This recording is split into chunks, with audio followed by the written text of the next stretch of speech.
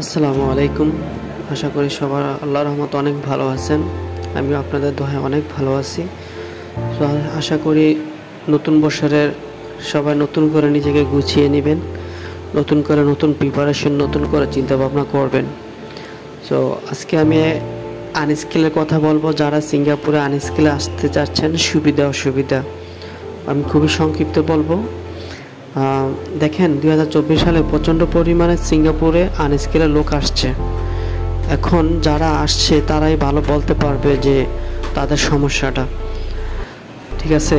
আর যারা সেন্টারে ভর্তি হয়েছে বা যারা সেন্টারে ভর্তি হবেন, কষ্ট করে একটু বুঝে শুনে ভর্তি হবেন। আর ডাইরেক্টলি যে ভর্তি হবেন না, আগে গিয়ে ওইখানে যারা স্টুডেন্ট আছে তাদের কাছ থেকে রিয়েল যেটা সত্য সেটাই জানবেন। কারণ মিনিমাম এখন একটা স্টুডেন্ট ভর্তি হলে 1 থেকে 1.5 বছর লাগে।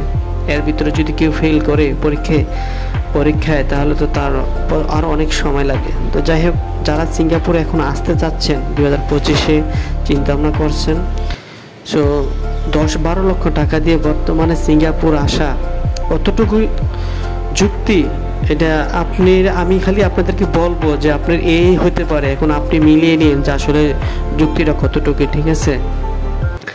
আপনি 12 লক্ষ টাকাতে সিঙ্গাপুরে আনস্কিল আসছেন, এর ভিতরে আপনাকে স্কিল করাই দিবে, ঠিক আছে, ভালো কথা। হয়তো 2-1 লক্ষ টাকা কম বেশ হইতে পারে।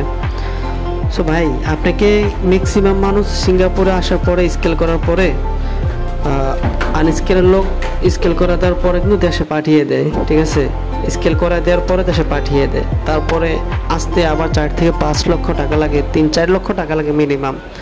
তখন আপনি যে 12 লক্ষ টাকা দিয়ে আসছেন, 1 বছরে আপনার কত টাকা আপনি সেভ করতে পারছেন, কতটুকু ঋণ আপনি দিতে পারছেন। আবার যে আপনাকে পাঠায় দিবে, আপনি আবার যে পাঠায় দেওয়ার পর আবার যে রিটার্ন আপনি আসতে পারবেন না মাসেখানের ভিতরে, সেটা কি গ্যারান্টি আছে? কোনো গ্যারান্টি নেই ভাই। এমন আছে, দেখা গেছে এমন প্রচণ্ড লোক আছে, ফ্রেশ লোক, যে স্কিল করে সিঙ্গাপুর থেকে একটা কোম্পানি থেকে গেছে, বসে নিয়ে আসবে, দেশে যাওয়ার পরে দেখা গেছে রিটার্ন আবার ব্যাক করতে পারে না, স্যার রিজেক্ট দেখাচ্ছে, পাসপোর্ট রিজেক্ট।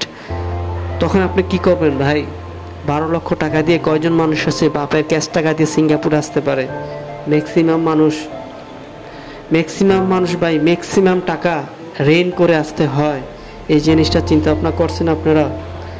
তো ভাই, যারাই আসেন দয়া করে, যদি কোনো রিলেটিভ ভালো আত্মীয় পরিচিত কাছের লোক হয়ে থাকে, তাহলে বা আপনারা আসেন, আনস্কেলে আসেন, যাতে তাদের কথা কাজ জবান সব ঠিক থাকে। স্কেল করে যে 1 বছর পরে পাঠিয়ে দিয়ে যে আপনাকে আবার সাথে সাথে নিয়ে আসতে পারবে, তা কতটুকু গ্যারান্টি ভাই? একটু ভাবছেন? হ্যাঁ, এরকম 2-1 জন হয় যে বসের সাথে ভালো সম্পর্ক থাকলে দেখা গেছে তাকে রিটার্ন আবার ব্যাক নিয়ে আসতে পারে। এরকম যদি কোনো ভালো বসের সাথে কোনো ভালো পড়বেন, কারা রিলেটিভ ভালো থাকে।